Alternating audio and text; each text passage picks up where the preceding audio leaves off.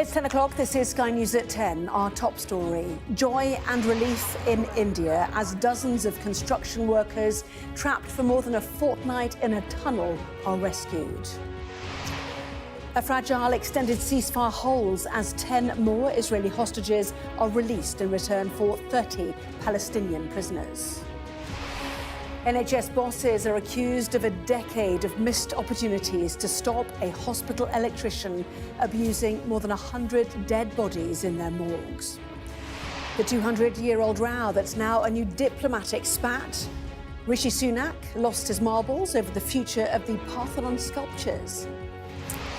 Also tonight, the boss of Wilko apologises to thousands of workers who lost their jobs when the retailer collapsed. And Jet Zero, a plane powered by cooking oil, flies from London to New York. Could this be the future of greener air travel? Plus, we'll take a first look at tomorrow's front pages. That's in our press preview from 10:30 right through to midnight.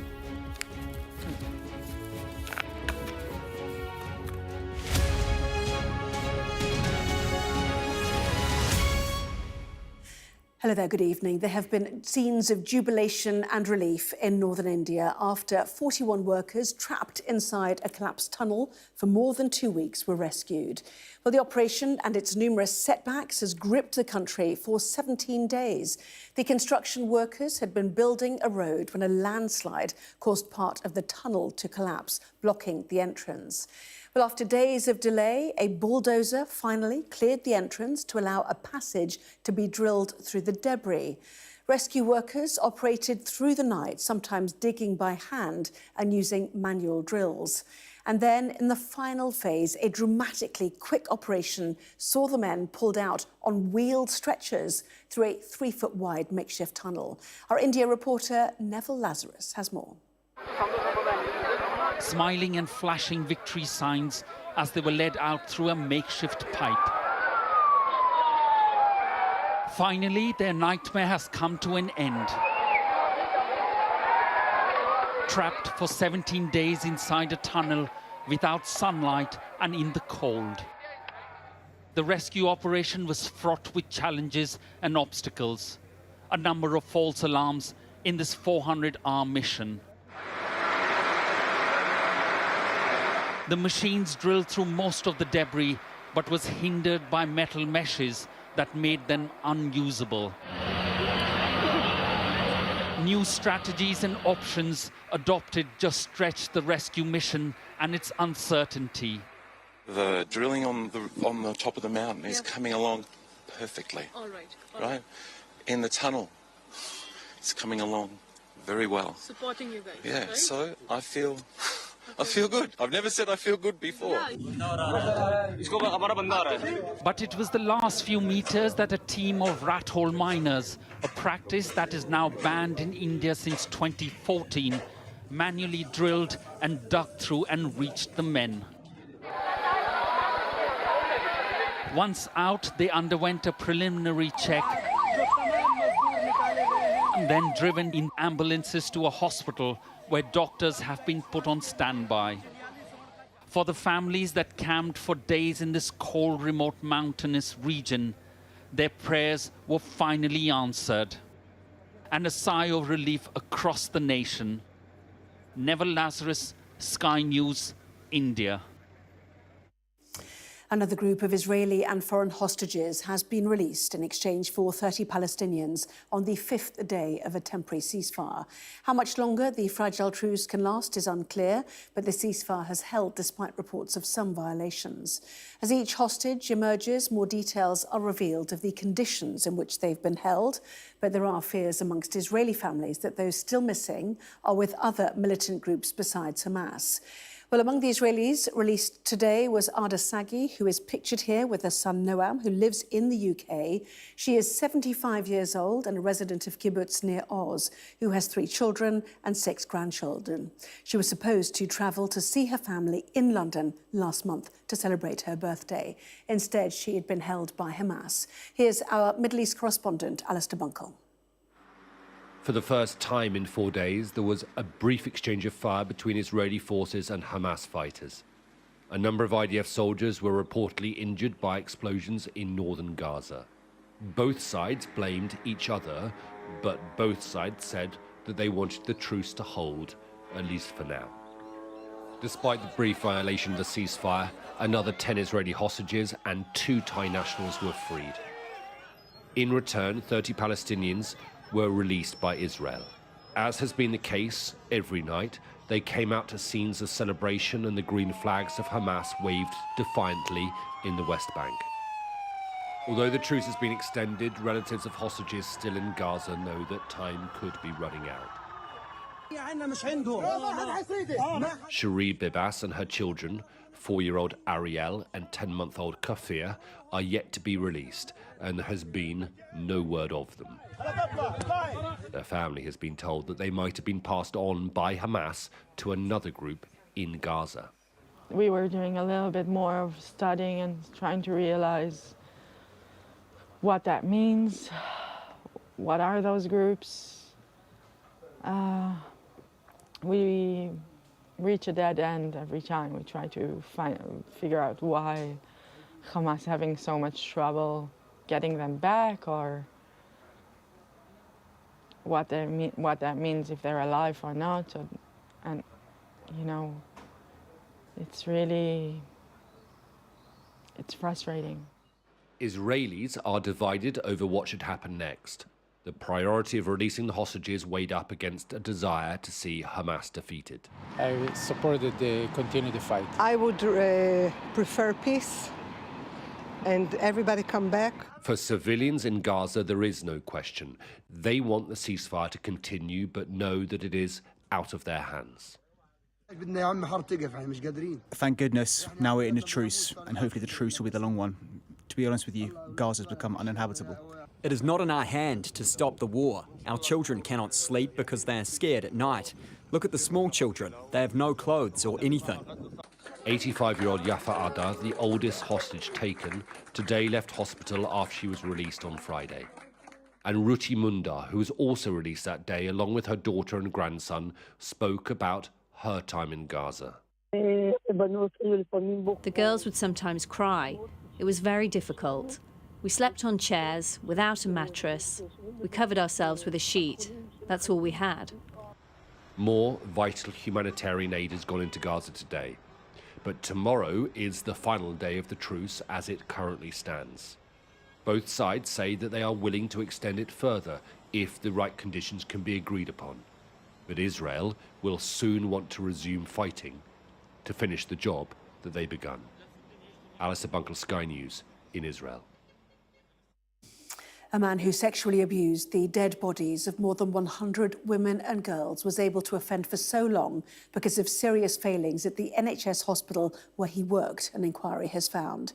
Hospital electrician David Fuller, who also murdered 2 women in the 1980s, abused 101 dead women and girls at Kent and Sussex Hospital and the Tunbridge Wells Hospital between 2005 and 2020.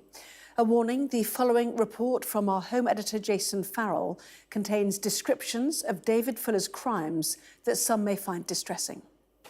Hello. Morning. David, it's the police. Hello. We need to come and speak to you. Oh, yes, come.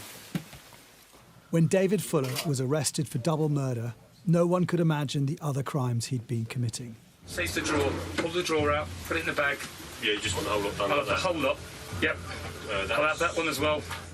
But computer files discovered in his house showed he'd filmed himself raping corpses in the hospital mortuary where he worked as a maintenance supervisor. Are they ones he's taken? Well, why does that person look dead? The question since has been how could he have got away with it for 15 years? The answer came today. Multiple failings. Senior management of the Trust had been aware of problems with the running of the mortuary from as early as 2008. But there is little evidence that effective action was taken to remedy these issues or that the Trust board paid any attention to the mortuary. Had his colleagues, managers and senior leaders been more curious, it is likely that he would have had less opportunity to offend. The inquiry found Fuller accessed the mortuary at Maidstone Hospital 444 times in 1 year alone, and this went unquestioned. He often gave non-credible reasons. The Trust's policy was he could do so unaccompanied, even though national guidelines said the opposite. Azra Kamal was one of more than 100 victims. They ranged in age from 9 to 100 years old. Azra's mother, Nevraz, can't understand why the Trust's chief executive, Miles Scott, hasn't already resigned. And Miles Scott needs to take responsibility, and the board, for failing their own government guidelines, for lack of curiosity, for allowing my daughter and many other victims, mothers, aunties, daughters, sisters, grannies, to be repeatedly abused. The inquiry found other failings, bodies left out of fridges overnight against regulations. The Trust chief executive apologised to the families and added this. Clearly there's some important lessons for us here. Now, we've made many changes at our hospital since Fuller's offending came to light, and I'm confident that our mortuary today is safe and secure. Are you going to consider your position? Are you going to resign? No. NHS England expect me to implement the recommendations of Sir Jonathan's report. His actions were unthinkable, but today's report says if access was better monitored, CCTV installed, if there hadn't been what the inquiry called a persistent lack of curiosity, Fuller could have been stopped. Jason Farrell, Sky News. A row between the UK and Greece has escalated after Rishi Sunak was accused of picking a fight with the Greek Prime Minister over the future of the Parthenon sculptures or the Elgin marbles. Downing Street said the decision to cancel the meeting at short notice between the Prime Minister and his Greek counterpart was taken because it would not have been productive. A warning: the next report from Sky's political correspondent Ali Fortescue contains flash photography from the outset. Hello. A world leader in the UK for high-level diplomatic talks. Not with the Prime Minister, though, but the man who wants to replace him. On the economy, it's a really strong story, isn't it? It was around this time that Rishi Sunak disinvited the Greek leader from a meeting in Number 10, an age-old cultural debate igniting a fresh diplomatic row. It's very clear that the Elgin marbles are actually protected under law, and under that law, they have to stay in the British Museum. The Greek Prime Minister was offered a meeting with the Deputy Prime Minister, and of course we do value our relationship with Greece, and we work a lot in partnership. The location of the Parthenon marbles in the British Museum has been fiercely contested for decades. On the weekend, the Greek Prime Minister compared it to the Mona Lisa being cut in half. After raising the subject, he was swiftly snubbed by the British government and headed home early. The Greek side have called this a bad day for relations between London and Athens, and it is highly unusual for this sort of high-level meeting to be cancelled at such short notice. Particularly surprising, I think, from a Prime Minister who's wanted to be different from his predecessors, not pick fights and set a new tone in international relations. I think there are two reasons why Rishi Sunak may have wanted this row. One, and both are not particularly attractive. One is a personal one, which is he simply has a thin skin and was cheesed off and decided, I'm not going to meet this guy. And the second is, I think, worse, which is that people on one side are depicted as kind of unpatriotic and doing down Britain, and people on the other side are seen as doing up Britain and defending our heritage. And if he wants to make the Parthenon sculptures a culture war, I think that's pretty unattractive. British politics may be at play, but it is a row that obviously resonates a long way from Westminster. This was not a friendly behavior. Our relationship come from too far from the past, and they will go too far in the future. We share the same values. We fought together in 2 world wars. We were always together, and this was not the right behavior from your Prime Minister to our Prime Minister. The fate of the Elgin marbles, whether they'll ever make it back to the Acropolis, isn't just about history, but about politics too. And this has now turned into a genuine diplomatic row between the UK and one of its closest allies. Ali Fortescue, Sky News. The former chairwoman of Wilko has apologised to the thousands of people who lost their jobs when the business went bust. Lisa Wilkinson, the granddaughter of the retailer's founder, blamed the economic unrest caused by Liz Truss's mini-budget as one of the reasons for its collapse. But during questioning from MPs, she defended the millions of pounds paid to her family through dividends, despite the company having a huge pensions deficit. Our business correspondent Adele Robinson reports. Finally, a day of reckoning for some of the thousands of former Wilko workers who lost their jobs, with a long-awaited apology from the granddaughter of the retailer's founder. I am sorry that we are not there supporting all those people anymore. The discount chain collapsed with 12,000 jobs lost in August, but it's taken until now in front of MPs for the former chair to address workers. Why have you not apologised until this morning? I will be thanking my team members and my customers to my dying day. You will never find me saying anything else. I appreciate each and every one of them, and I echo your words. They were the bedrock of Wilko. Ms Wilkinson said they ran out of cash, partly blaming interest rates after the disastrous mini-budget last autumn. It looks to us, just on the numbers, like you're burgling a failing business. Despite business struggling, the Wilkinson family paid itself millions in dividends. And on that, unanswered questions for former workers Tina and Nicola. You know, how can you sit there, be a director of a company and say you don't know this and you don't know that, you don't understand money problems? You don't know where the money's gone. It just doesn't make any sense. No. She wasn't sorry at all. Crocodile tears, that's what she gave us, wasn't it? Hundreds of branches on high streets across the country have disappeared. With questions over how a 92-year-old business can fold in a space where others are succeeding. Lisa Wilkinson admitted she had no financial qualifications. MPs described significant management mistakes, but their main concern now is that £50 million pension pot deficit. And how, if at all, that can be recovered. There's often no immediate comfort for the workers when there are pension fund deficit issues, as there was in Wilko's. The process can be quite slow-moving, unfortunately. The administrators will be engaged in terms of looking at what went wrong, how did the deficit arise, did monies go out of the company that should otherwise have been used to pay those pension contributions. Meanwhile, many workers are left still looking for a job, with the question lingering whether these shops should or even could have stayed open. Adele Robinson, Sky News. A man has admitted to killing 2 students and a caretaker in a spate of attacks in Nottingham. 32-year-old Valdo Calocane denied murdering Grace O'Malley Kumar, Barnaby Webber and Ian Coates on June the 13th, but pleaded guilty to their manslaughter on the grounds of diminished responsibility. He also pleaded guilty to attempting to murder 3 others. At the COVID inquiry today, Michael Gove has apologised to victims and families affected for mistakes made by the government during the pandemic.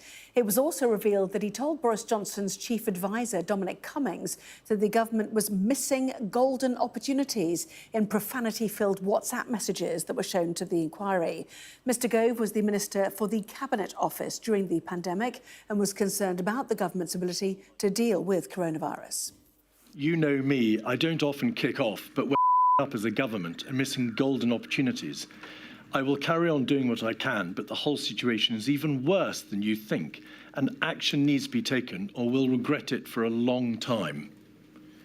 Expand, please. I was concerned at that stage about the ability and structure of the Cabinet Office overall to deliver on the government's priorities.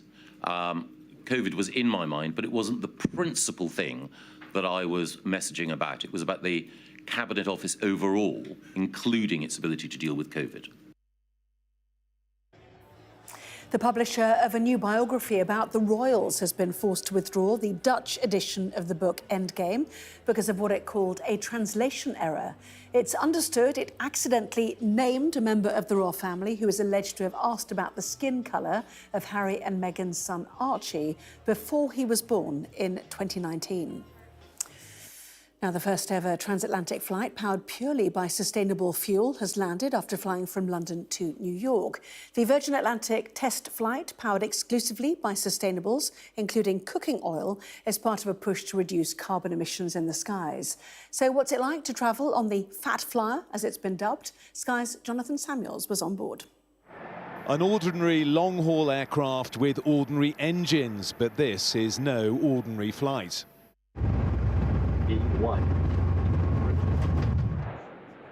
This Boeing 787 is the first commercial plane to cross the Atlantic, fueled by 100% sustainable aviation fuel, mainly waste cooking oil. No regular passengers on this flight, instead engineers, scientists and representatives from the aviation sector, including one of the most famous. The other two times that I've tried to be the first to cross the Atlantic, once was in a balloon and I got plucked out of the sea by a helicopter. The other one was in a boat and I got plucked out of the sea by a helicopter. So I'm very glad this is working. Currently, commercial flying accounts for up to 3% of global carbon emissions. Sustainable aviation fuel, or SAF, is a potential solution, made up largely of cooking oil, agricultural waste and even algae. Globally, though, just 0.1% of fuel in planes is currently SAF, meaning there's a long way to go to reach the UK's Jet Zero target by 2050. We're now halfway across the Atlantic on this record-breaking flight, but sustainable aviation fuel isn't the long-term solution. It's simply too expensive to make, and there isn't enough raw material. Until new tech like hydrogen powers engines, SAF is the best we've got. A lot of the people I've talked to, the experts, the professionals, people from Virgin, from the whole consortium that has brought this flight together, is that it's not quite ready for prime time. Not that the technology isn't ready with sustainable aviation fuel, but that there just isn't the production capacity to make this commercially viable yet. A point I put to the Transport Secretary. The government is making tough targets. 10% of fuel in planes has to be SAF by 2030. The airlines are saying they're not getting enough help getting hold of that fuel. Well, that's exactly why. That's a perfectly fair point today, but that's exactly why we're investing £135 million in getting those 5 domestic plants up and running. This flight's carbon footprint is about 70% below other flights. Environmentalists, though, say the only way to decarbonise the skies is to fly less. That's unlikely to happen, so for now this is a small step on the long and turbulent flight path to greener aviation. Jonathan Samuels, Sky News, over the Atlantic. Well, he's on land now, so Jonathan joins me from New York. So is this the future, Jonathan, of guilt-free flying? Well, Anna, we arrived in New York safely after what was a very uneventful flight. I was sort of half hoping for a whiff of chip fat in the cabin or some unexpected bumps, but there was none of that. And that's because SAF smells just like normal aviation fuel, looks like normal aviation fuel, and performs like normal aviation fuel. It can literally be dropped into existing engines on existing aircraft. And that's why airlines are hungry for more of it. But environmentalists say it's not actually as green as some are making us believe, and some have even said today was more of a gimmick than a step forward. Frankly, I think today was a moment, yes, towards greener aviation and guilt-free flying, but it's still some way over the horizon. Jonathan, live there in New York. Thank you. Now, Hollywood's new spin-off movie, Wonka, the origin story of the Roald Dahl classic Charlie and the Chocolate Factory, has had its premiere in London tonight. Starring Timothée Chalamet, the musical fantasy film tells of how the world's greatest chocolate maker, Willy Wonka, came to be. Our arts and entertainment correspondent, Katie Spencer, stepped into a world of pure imagination with a golden ticket for the red carpet. He is one of the biggest stars on the planet. Now Gen Z's answer to Leonardo DiCaprio, Timothée Chalamet has turned eccentric chocolatier. You see, I'm something of a magician, inventor, and chocolate maker. So quiet up and listen down. Nope, scratch that, reverse it. Playing Willy Wonka in this, the prequel to Roald Dahl's children's classic. It's such an iconic role in a beautiful world you've created. Yes. How did this compare to other films you've been in? It was very different because I'd never worked on something that was so light in tone and so generous and joyful. So you're the funny little man who's been following me. I will have you know that I am a perfectly respectable size for an Oompa Loompa. An Oompa what now? For Hugh Grant, no small task, cast as a new-look Oompa Loompa after the director turned to Dahl's books for inspiration. They don't really have much dialogue in either of the movies or the book, but they do have these extraordinary long poem songs that Roald Dahl wrote, and I was reading them, and they're so funny, but they're sarcastic and biting and witty, and they've got such verbal fireworks in them. As I was reading, I started hearing Hugh Grant's voice, and once I had that, it wasn't such a leap to go, what would Hugh look like this big with orange skin and bright green hair? And I thought he might look pleasingly ridiculous, and I think I'm right. Good night, sir. I am going flat. 33 years after his death, it is impossible to know what Roald Dahl would make of all of this, but we know he famously hated the 1971 Gene Wilder version. So it's a bit of a stretch to think he'd be jumping for joy about a prequel. Not that that's a concern to film bosses. When it comes to authors these days, dead or alive, it's all about investing in a known brand. Rather than take a risk on something new, rehashing popular old books is seen as a safer bet. My name is Willy Wonka. But will the combination of Dahl and Chalamet be the hit they're hoping for? It felt like a gift. Yeah, like a gift of an experience and just a gift to work on. After early promotional trailers for the film were widely mocked on social media, all eyes now on Timothée Chalamet. Can one of the coolest actors out there win over audiences with his Wonka? Katie Spencer, Sky News. Well, that was Sky News at 10. Coming up, we'll take a first look at tomorrow's newspapers in the press preview. Tonight, we're joined by the Observer's chief lead writer, Sonia Soda, and the director of the Onward think tank, Sebastian Payne. Well, among the stories we will be discussing, this on the front of the Daily Mirror, their headline, A New Harry and Meghan row. The book names the royal racist, they say. Back with that and plenty more after this.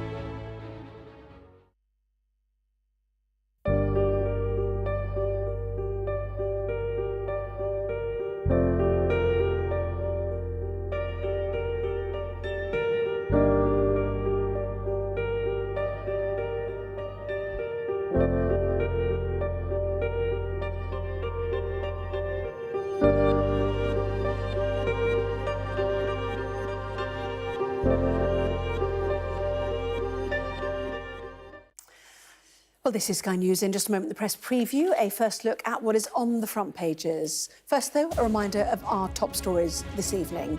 41 construction workers who were trapped inside a tunnel in India for 17 days have been successfully rescued.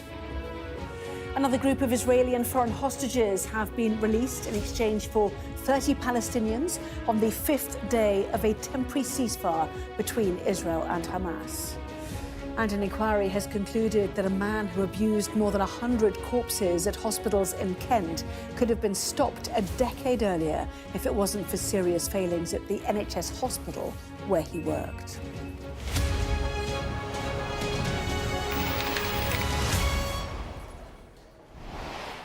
Well, hello there, you're watching the press preview. A first look at what is on the front pages then. Time to see what's making the headlines with the director of the Onward think tank, Sebastian Payne, and the Observer's chief leader writer, Sonia Soda, with us from now until just before midnight. So welcome to both of you. As ever, let's check out the front pages, shall we? Front page of the Eye then, Generic goes rogue with a dig at number 10 on migration, their headline. The Sun has an exclusive interview with the father of Emily Hand, the Irish-Israeli schoolgirl who was among 17 hostages freed by Hamas in return for dozens of Palestinian prisoners held by Israel. The Metro reports that a controversial new book about the royal family has been pulled from circulation in the Netherlands after a translation error fell foul of UK libel laws by naming a family member alleged to have made racist remarks about Harry and Meghan's son Archie. The Daily Mirror's headline on that story, New Harry and Meghan row, book names royal racist. According to the FT's international edition, Barclays is considering plans to drop thousands of clients from its investment arm in an effort to raise capital and cut costs. The Star carries criticism from the broadcaster Chris Packham over what he claims is the unfair treatment of animals on I'm a Celebrity. Well, a reminder, by scanning the QR code you'll see on screen during the programme, you can check out the front pages of tomorrow's newspapers while you watch us and listen to our guests. So let's head straight to Sonia Soda and Sebastian Payne. Welcome to both of you. And let's start with the Sun, shall we? They stole her voice. The father of Emily Hand, the 9-year-old, he became known for suggesting that her death was better than the alternative, which was being held hostage, and now being reunited with a teddy bear and a happy birthday sign. You know, one of those heartrending stories it's certainly been. Absolutely, and we're starting to hear some testimony from some of the hostages now. You know, it's particularly the release of women and children. Very, very poignant here from Emily's dad. He says that she was told by the terrorists who kept her hostage that she had to stay silent for 50 days, and that's one of the reasons that she's not talking now. And, you know, one of the things that he said was that when he first saw her, he had to put his ear to her lips in order to be able to hear what she was saying. I just can't imagine what it would be like to be a young child kept in captivity. We've heard stories from some of the other relatives from the children who've been released. You know, a 12-year-old boy who was essentially kept in isolation for days, forced to watch videos of Hamas's atrocities. Just really, really awful stuff to bear. And you see these children, and, you know, there's actually been lots of footage of it on social media, which is very difficult to watch, I have to say, because these children are so clearly utterly traumatised. So it's just hard to find the words, really. But it's amazing that some hostages have been released as part of this 4-day temporary ceasefire, which now looks like it's going to last for longer. But there are still, you know, I think it's over 200 hostages who are still in Hamas captivity. And what was interesting today is that it wasn't just Hamas that began handing over hostages. The Al-Quds Brigades, the armed wing of the Palestinian Islamic Jihad movement, also handed over civilian hostages. The suggestion was that they were at the handover point of, you know, the point of contact as well, giving the hostages to the International Committee of the Red Cross. So do we conclude, therefore, that Hamas has run out of its own hostages who were part of this category of women and children now? And will it be, we see older men, for example, being handed over soon, or will they have to try and track down hostages held by other groups? Well, I mean, it's not a good answer, but the fundamental thing is we just don't know because we know so little about where these hostages are, and there's been some reporting today internationally that that Hamas don't know where all the hostages are within Gaza itself, because Hamas is not a coherent group. It has many different wings and elements to it, and some of those people have gone from different parts of the Strip, and they're obviously trying to gather as many as possible as part of this deal. But just coming back to the Sun front page here, I couldn't agree more with what Sonia said about reminding us the dreadful conditions these hostages have been held in. That there's been some very questionable reporting, in my view, of people who have been saying that actually the reports that they've been held in good conditions, that actually, in fact, this was a relatively all-right experience is completely not true at all. And the people who are promoting that are actually promoting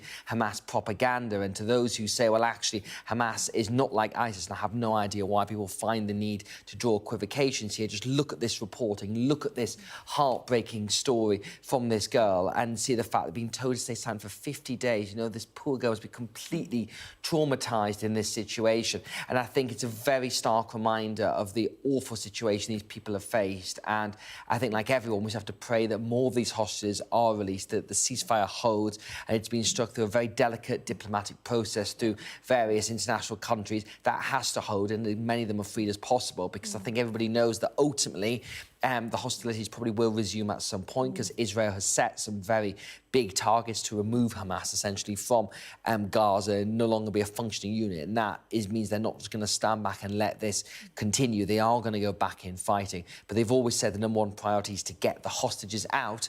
And that's what we're now seeing with this. But ultimately, for anyone who sort of says that this process for these hostages was they were treated well or it was an all-right experience, just look at this, read this story, and I think that highlights how it simply wasn't. I mean, I guess the suggestion is that they were taken just for leverage, and that's why, you know, that was the specific aim of this. In a barbaric way, in a completely disgusting way. And I think there's, you know, and having young horrors, separated, young children who've seen their parents murdered and then separated from everything they know and held in captivity. I mean, it's unthinkable. No, deeply traumatising. Another person who was freed today is Ada Sagi, aged 75. She was due to come here to the UK, and her son, Noam, has certainly been one of the most vocal. He lives here in the UK, has been one of the most vocal, and he will be absolutely delighted. You know, he's campaigned hard for all of the hostages to be freed. We see pictures of them there. And the British-Israeli son of this woman has said that she's been freed. She was taken from her home in Kibbutz near Oz on October the 7th. She had been due to celebrate her birthday with her family in London just days after she was taken hostage. So he's appeared on Sky News multiple times. He will be, you know, absolutely delighted. And, you know, that hope that your relative was alive, let alone being freed, because you don't know if anybody's been killed in the fighting as well. So obviously, I'm presuming he's flown to Israel and will have his own reunion. Let's move on, shall we, to the book fiasco, as the Metro puts it. You know, could this be a publicity stunt? We don't know. But anyway, the Netherlands edition of Endgame by Omid Scobie has caused a bit of a stir. I mean, it's definitely winning some front pages, isn't it? And they do say... It's what any author wants, really. Yeah, there's no such thing as, you know, bad news, really, if you're in the business of marketing books. So this is a book by Meghan and Harry's friend, Omid Scobie. It's sort of kind of reveal all of, you know, the story of the royal family. I'm not sure if... I mean... Well, I'm not... I mean, we have had quite a lot revealed. And the whole point of this story is that we've all heard the tale about a certain member of the royal family who made really grim comments about speculating about what colour Meghan and Harry's baby would be when he was born. And but no one knows who it was. And that was not supposed to be revealed in this book because it would fall foul of British libel laws. But apparently what's happened is that in the Netherlands, in the Dutch translation of this book, it somehow got included, and it's all been pulled from shelves now. So I'm sure most people will be kind of wondering who it is. But they seem to have sort of kept a lid on that, really. But, you know, it is, personally, I just sort of think, gosh, we've heard so much about this family saga.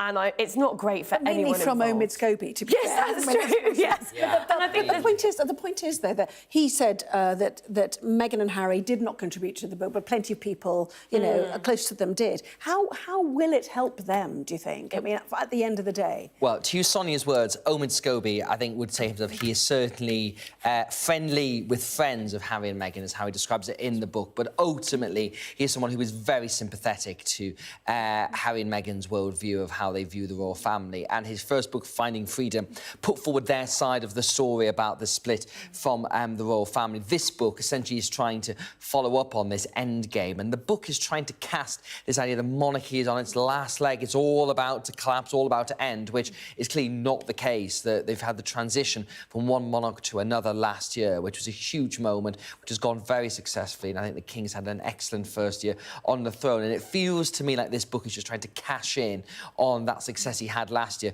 But on this accusation of the family member who made these comments, these racist comments, you know, I mean, it's something that is very libelous, and that's why the individual's name is not in the book. But it sounds as if, according to the Metro tomorrow, there were some private letters that were sent to Dutch journalists that had the name of that person within it there, and that's why the book has been pulled. You're very cynical to say to marketing employees, as you may have suggested there. But what I do think this shows is that obviously Mr. Scobie does like the salacious headlines. He does like to grab attention, and I would say that's how this has come across. I mean, it's all over the papers. You know, I was reading earlier that how Kate, Princess of Wales, is now posher than her husband because of elocution lessons. It's all driven by her mother, etc., etc. Have you read the book? I mean, are you going to buy it? It isn't out today, no.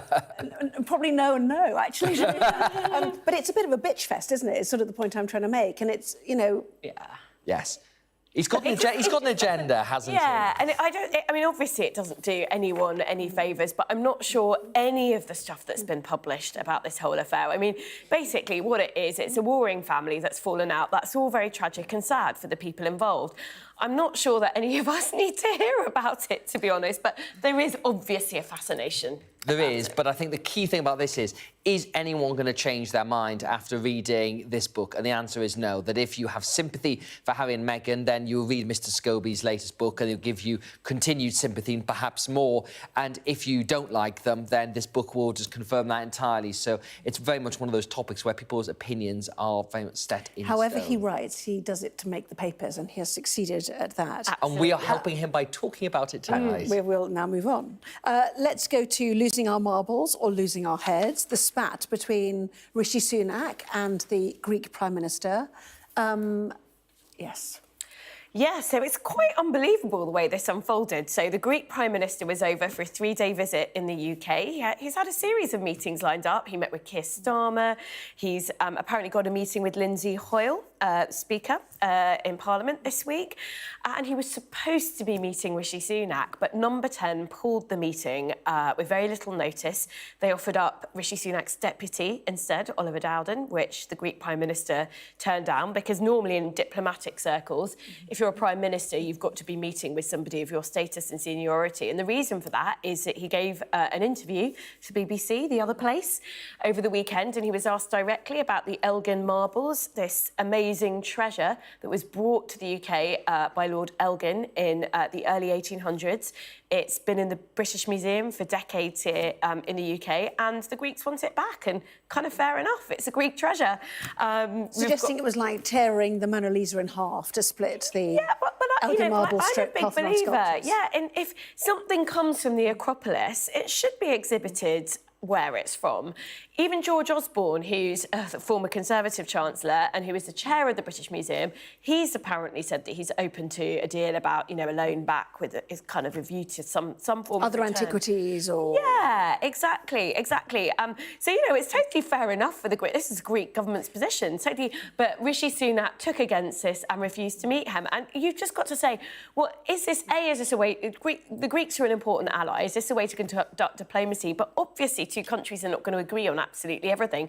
That shouldn't sort of prevent you from getting together and holding a meeting. Well, I couldn't agree more on the point that why did the Greeks bring this up at this juncture? Because the fact was, as we've seen from some... Well, no, they weren't. If you've seen some leaked emails that came out from the Foreign Office today, then it was very clear that it was said that if you want to have that fruitful diplomatic relationship that you were just talking about, Sonia, then don't make this the primary issue of what this visit is about. The visit was meant to be about economic ties, about trading partnerships. Reason, Exactly, the big investment summit that happened yesterday at Hampton Court Palace. And yet the Greek Prime Minister, I think, was the petulant one who decided to go on the primary BBC political programme with Laura Kuenssberg and raise this as an issue after having been asked, suggesting it would not be a good idea. And then, what a surprise, he doesn't get to meet with the Prime Minister after this was made very clear through diplomatic channels. I have a different view from Sonia on this. I don't think it's fair enough on the Greeks to say this, because this is actually not an issue for the British government. The Elgin marbles belong to the British Museum,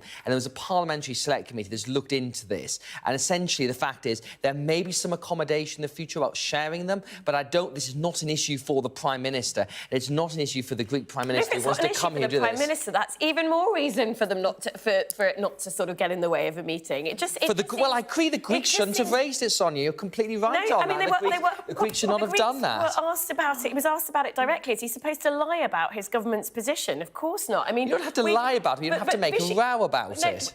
But it's not making a row if you're asked a question to give a direct answer, is it? I mean, I think it looks petulant, to use Seb's word, of Rishi Sunak, and that certainly seems to be the way it's fallen with the public.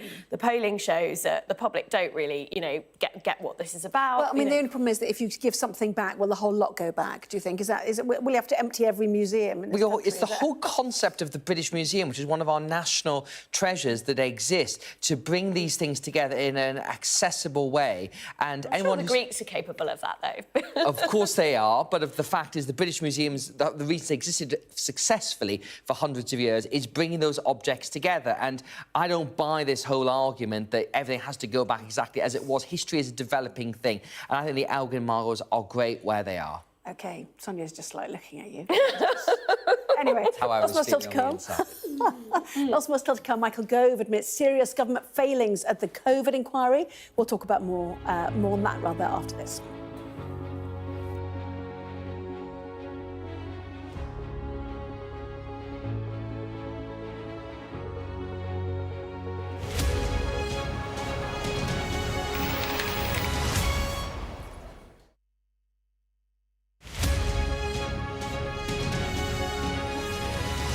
It was an exciting night, meeting all these great people who support conservation. So exciting, and yeah, I had the privilege to be with the Prince of Wales. We sat side by side, and he's just a big supporter and fan of conservation across the world. So yeah, it was really, really an honor. Why did you win the award? What was it for? So my award is based on our work back in Cameroon. I work on great apes, chimpanzees, and gorillas, and we do community conservation. So the area we work is called the Ebo Forest. It's not a protected area, but since 2012, we've been working with grassroots communities for them to conserve, this great biodiversity that they have. And what was the Prince asking you about? Oh, yeah, the Prince was asking about my work. So he was really excited about the fact that we observe chimpanzees cracking nuts in the Ebo Forest. And that was a novel behavior of chimps on this side of Central Africa. So he was really excited about that and wanted to know a bit more. So our work is actually building capacity in grassroots communities to protect what they have, because these communities, their history, ancestry, livelihood, everything is tied to this forest. So there are actually some threats, to the chimpanzees, gorillas, and all the wildlife in the forest. What sort of threat? So we have mainly habitat loss, which is linked to agriculture. Is also linked to logging and also the expansion of agro-industry. And this also facilitates hunting and the bushmeat trade. So these are some of the things we're working with the local communities so they can actually monitor the wildlife in their forest. They carry out alternative livelihood activities to reduce the pressure on the forest. If you see how intelligent these animals are, then you just, see they are just so much like you and I. But yeah, they live in the forest, and as a result, we who are privileged to, be able to do things that are, harming them, we should also be doing things that can safeguard these animals.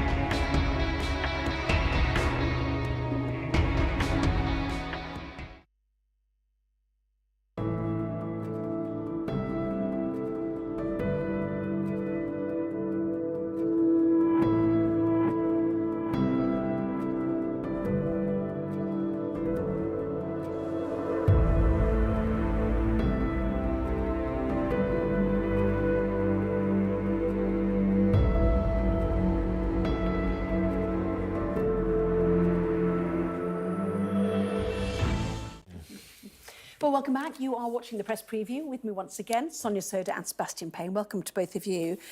Sebastian, why don't we go through the COVID inquiry then? Michael Gove was there. Rants, it looks like, at Dominic Cummings. I mean, rants at everybody during this. But anyway, what did we hear today? So we had more sweary text messages that have become a defining feature of this COVID inquiry, as all the WhatsApps from senior government officials and ministers have been made public. And today it was an exchange between Michael Gove, who was then the Cabinet Office Minister, and Dominic Cummings, who was then Chief of Staff, effectively, in Downing Street. And as per the Mirror's thing, Michael Gove has warned they were effing up, if we can say that, the government's response to COVID. And clearly this backwards and forth shows what was very clear at this point, that Boris Johnson was struggling with the enormity of the decisions he was having to make at this point. And there was a lot of frustration amongst officials and ministers about the direction the government was going. And in his typical manner, Michael Gove was being very smooth and complimentary about other people within the government. But I think these messages show how frustrated he was with Downing Street at that point. But it is interesting that, Simon Case, the Cabinet Secretary who runs the civil service, he's come in for a lot of criticism, as has Boris Johnson, as has Dominic Cummings, whereas Michael Gove sort of went out of his way to defend them and was highlighting what a difficult situation it was.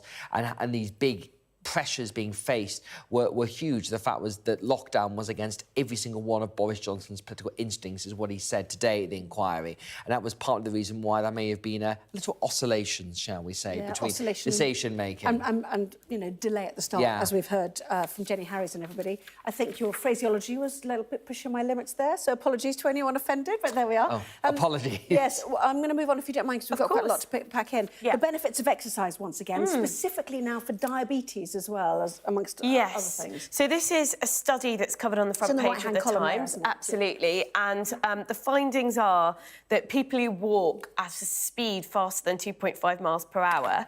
How do you know? Sorry. Well, I guess what they strap pedometers onto people and measured their walking speed, but it's associated with a reduced risk of diabetes. I have to say, reading this, it does raise as many questions when you read newspaper articles that cover these scientific studies as many as it answers, because there's two things. First of all, there could be some reverse causality. So people who are generally fitter might walk faster and then also have low risk of diabetes.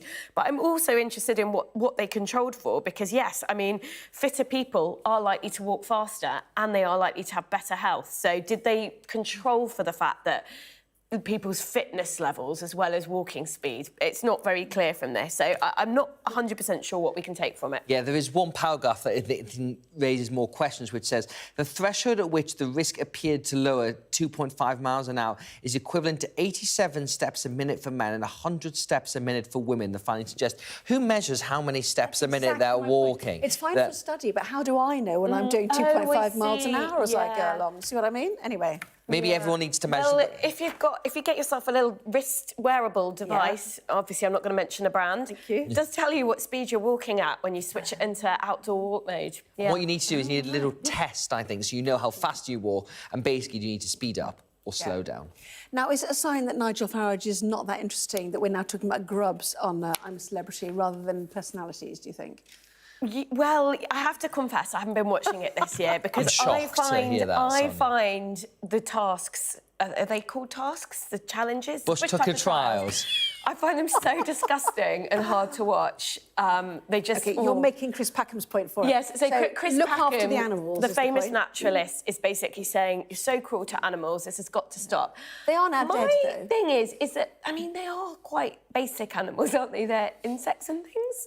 But, you know, obviously we should take care of them. Quite big, we should take care of them and make sure they're treated well and stuff. But, yeah, I find this show very difficult to watch because I'm just too squeamish. Well, I did watch the first couple of episodes. Just fascinating to see how Nigel Farage came across. We obviously had the former Health Secretary, Matt Hancock, on last year. And ultimately, I think Chris Packham comes out with a lot of silly things, and this is another one of them. OK, Sebastian and Sonia, thank you both very much indeed. We will see you for the 11th. Here's the weather. Warm memories wherever you go.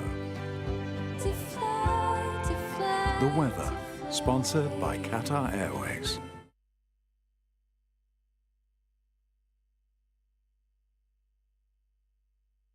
So a generally northerly flow will make it cold all week with overnight frost, fog and a risk of snow and ice. A mostly fine and frosty start tomorrow for you. There'll be showers near many coasts, icy stretches in the north and east, some dense and freezing fog patches too. The morning dry.